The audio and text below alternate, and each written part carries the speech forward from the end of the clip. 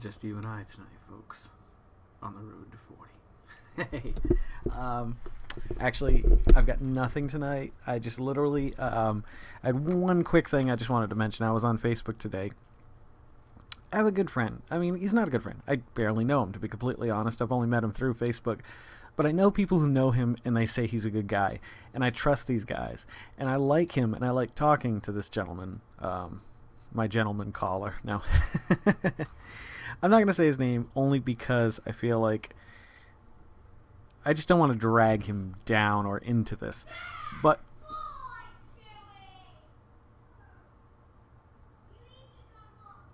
I have to go. I'll be back. Yeah, did you see how far I got last night? Not too far at all. But I had a great time because I got to go watch the Elf claymation special with my familia. Oh, hey, Dr. Carl Mitchin. This is my co-host and my friend, soon to be a lawyer. He's going to school for law. I started talking about last night. My friend, I'm not going to say his name like I said last night. A lot of you are going to figure this out pretty quickly, but those who don't live in Lynchburg probably won't. He's an ex-cop. He's one of the good guys. I really feel that way. But we all have a personal subject matter that no matter what anybody says to us about it, until we decide to change our mind, nothing's going to change. I feel like this is his thing. And I'm not saying that it's a bad thing. I guess for all the things that you could lean towards, this is probably one of the best. He's an officer of the law. He's an ex-officer of the law. He's been there, whereas I haven't. I can't draw on the experience to compare what's going on in the world today with how he would have handled it. Do I agree with him? Absolutely not. None whatsoever. Whether he has the experience or not, I don't feel like he's looking at it, what's the term I'm looking for? With an open heart and an open mind. I think he's already made his decision the moment he heard the story. And I could be wrong, because he's an intelligent guy, and he's not a fool by any stretch of the imagination. But the fact of the matter is that he's just wrong here. I mean, this is one of those things that an outsider could look at an insider who won't give up that one thing that they believe in, that they think that they know is so right, that they can't see it. I feel that way, and he would probably disagree. To his core, he'd say, no, you're wrong. You're absolutely wrong. But I think anybody in that position would. Like, I have things like that. Could I tell you one off the top of my head right now? There's not much. I mean, this is one of the subject matters that I feel very strongly for, but I mean, anything liberal in general, I'm going to defend as long as I still comfortably believe in it. There are some things that I am very conservative on, or relatively conservative on. I think Carol and I were talking earlier. We were talking about how we have friends on both sides of the political spectrum, religious spectrum, who know they're right. We have leftist, liberal, wonderful people who cannot for a moment come to the table without immediately knowing that they're right. And we have people on the right-hand side of the field that feel the exact same way, just the opposite on whatever the subject matter is. I don't think it's fair for... I feel like I walk the line, and I'm very comfortable walking the line. Now, mind you, I lean very left. You know I do. But I'm not above talking to someone who's willing to talk about a subject matter that we disagree on. You want to turn it into a fight, and you can go fuck yourself, because I'm not about fighting. And I think the extremists on both sides will never be able to sit at a table and discuss matters reasonably, because both of them come to the table knowing that they're right, when it's quite possible that neither of them are. It's crazy. That's my little Christmas gift to you tonight. I'm smarter than anyone. I'm not. I could be wrong here. I could be wrong. But the fact of the matter is I feel like just being willing to accept that you could be wrong about something is more important than being right about something, or knowing that you are right about something. It's foolish to believe. I mean, it disgusts me. Like, my friends on both sides of the spectrum disgust me that if we want to continue as a society within this country under roughly the Constitution, or maybe a modified Constitution, then we need to be willing to accept that we can't have everything the way we want it. Unless we want to divide the country in two and put left people on the left and right people on the right, and just, that's how it is. You want to cross the border? Sure, you can get a visitor's pass or whatever it is, but that's it. Like, you can't have it any other way. You either have to understand that you're not going to have everything that you want the way you want it, or B, you have to separate the country or separate yourself from the country. And that's a tough thing. I'm not going to sit here and lie to you. If I had the ability right now to move anywhere in the world, I would probably move outside of the United States. I don't think, it's not that I don't see a hopeful future for tomorrow. I just don't see a hopeful future for today. And the thing is, it's like, I have children, and I want them to be raised in a place where they don't have to be the bottom of society because their parents don't have the ability. I don't know what I'm trying to say here exactly. Skills matter nothing in this country if it has anything to do with art, in my opinion. Maybe the top 1% of artists in the world get to live a creative, fashionably creative life. You know what I mean? Not fashionably creative. What am I thinking of? I'm not sure of the term. But the fact of the matter is, we're such a twisted society here in the United States that there are other places in the world where I feel like me, as a skillful person, maybe not an educatedly, sorry about that, can get ahead in life. And it's not here. It's impossible. It's like, I'm not the best of anything, but I'm talented and skilled, and I feel like I have something to offer people here. But because we put value on bullshit, and it's not we that put it, it's that top 1 or 2% that put the value on bullshit and, like, hoard. I'm not going to get on that tonight. Carol and I were talking about something else tonight. Okay, let's end this on a little lighter now. I'm going to try to keep this brief. Listen, I got a really cool video coming up. I let Grayson film. I let Griffin film. We all filmed. We were up the other night until God only knows how late. But I got a lot of good footage the other night. I mean, literally probably like an hour to an hour and a half that I have to whittle down to. I don't want to make these 29 minutes long. I feel bad because you guys are nice enough to come out and listen to these and watch these and I guess hopefully take away something with you. And because of that, I don't want to tie you up for anything more than, I mean, I'd like to keep these under 15 minutes. It's just a hard thing, especially when I'm editing footage of the kids. There's so much fun and good things that I feel like I can interact with and tell you about and express how I'm feeling at the moment, that it's tough to cut things out with those kids' videos. Well, I might just have to do a whole week worth of what we got last night. And that's the hard thing, is on a daily basis I'm getting stuff that's really good, but I have to just dump stuff. I mean, that's pretty cool. I guess eventually I could just do a oh, it's not a channel, what do you call it on here? Damn thing, stupid son of a bitch. Playlist. I could do a playlist with just the raw footage of everything that I've collected over the last year or so.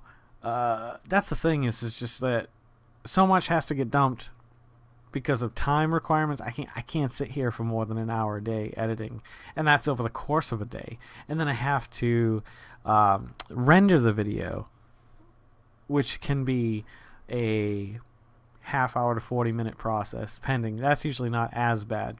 But then I have to export. Exporting this video every day when I edit it, when there's a lot of cuts and edits like last night, or 2 nights ago rather, that's tough. That's like an hour, 2 hours to export that file. It's not a huge file, but I like to render it at the highest quality so I can get it out there as nice as I can.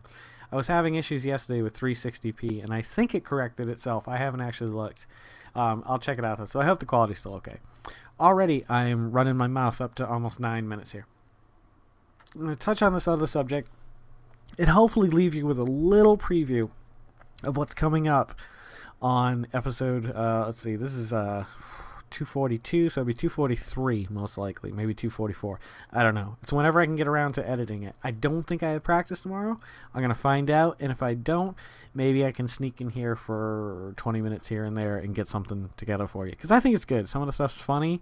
It was just fun to do, like letting Grayson and Griffin go crazy. Anyway, I've told you this before. I know it's crazy. I don't know if I've really gone into detail about it. I did a little research on it since the last time we talked about it. I'm more than human. I have superpowers.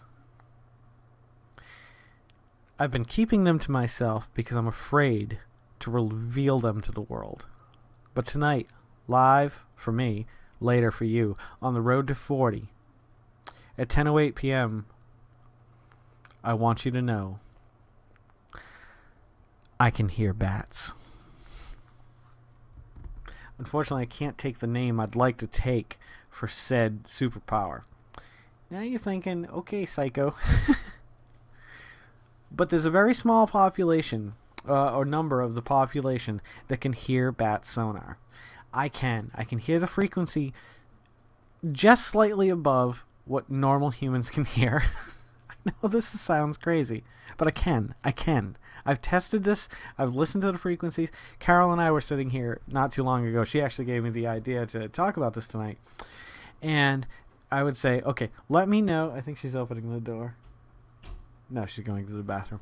Okay, I would say, let me know when you can't hear it anymore. When she would signal that within about 3/4 of a second, I could still hear. And I could tell a distinct change in the sound itself. It turned from a frequency pitch high enough that you could barely hear it to almost like a fuzz. And it affects my I know this is crazy. I know it's crazy, but it's true. I guess it's my nervous system or my nerves. And it kind of twitches them. Not throughout my body, usually in the back of my neck. Tonight it was kind of like an overall kind of feeling. This is the worst superpower ever. I am very let down and very disappointed. Whoever hands out the superpowers before you're born, this is bullshit. Couldn't give me flight, couldn't give me bulletproof, couldn't give me super fast, couldn't give me invisible. I can hear bats, or I can hear a certain frequency of sound that you can't most likely hear. I think it's like 5% of the entire population of the world can hear what I can hear. But it doesn't matter because it's stupid. Like, why can't I fly? That would be nice. I guess nobody can fly, or at least we don't have proof of anybody flying.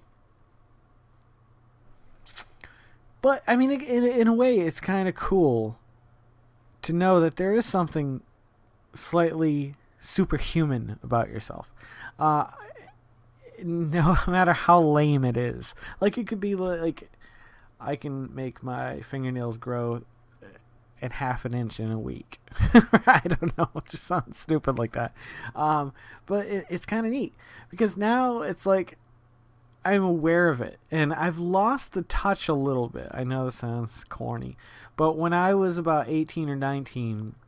I had a super sensitive acuity to it. Is that the right word? I use a lot of words that I think are the right word, and then I regret it later on. But indoctrinated was not one of them. I got that one right, didn't I, bitches? Take a look at this. This is a nice picture. Now, I'll probably scan it in, and I'll give you a better look at it. If I forget, though, at least you have this. That is the woman on the... See, this is always tough for me, too. I guess this would be my left, so it's actually right. The one on the right is my mother, probably back in the 80s at some point. And the woman on the left is my grandmother. I just thought it was a nice picture of the two of them. And check out this one of my grandmother. This is horrible. Now, don't get me wrong, and please don't judge me for what I'm about to say, but my grandmother looks like a butch lesbian there. Yeah, I can say that because I grew up in the 70s and 80s, so I'm not smart enough to know that that's not the right thing to say. If I've offended somebody, I sincerely apologize. But come on. come on, as friends, as fellow Rhodians, as people who are looking at that picture. I mean, I lived with my grandmother for many years. I know my grandmother well. She never dressed like this, but she looks horrible in that picture. She looks really nice in this picture, I think. She's a great lady. Wonderful lady. It's scary to think that probably within a year or 2 or 3, you know, both people in this picture may not be on this earth anymore. This is what I'm talking about when I say, don't forget to make somebody smile. This is what I'm talking about when I say, live every moment of your life to the fullest and love it, you know, every moment. Life is fast, life is fragile. I'm not going to end this on the most sour of notes, but I just want you to understand how I feel right now in my life at this point. Life is short and life is fragile. You know, I'm going to be turning 40. My mother is terminally cancerous. The most that they give people with the chemotherapy she's on is a year. So right now we're talking about, it's not even Christmas, so there's a good chance this is her last Christmas. I don't mean to make this dark and depressing. I really don't. You guys are the best, and I'm so glad I have subscribers and people, at least 6 to 10 people that watch this on a relatively regular basis, whether it be, you know, the next day or 2 weeks later or a month later. And I hear from you guys sometimes, and I forget that you're watching. I'm like, oh wow, they're still watching. That's really cool. So I don't want you to think that I forget about any of you. But when I look at these pictures, when I've been scanning these in, I'm going to do another episode of the next generation. Oh, not the next generation. The next, like, most of the pictures of me you saw in those photos were baby to, I think the oldest was like 5 or 6 at most. So I'm thinking maybe 5 to 10 will be the next photos. And there'll be some interesting photos because you're going to see a major change when I turn 7.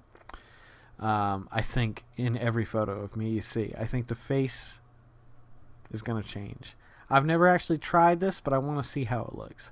Because my dad died when I was 7, so I'm assuming you're going to see a transitionary period.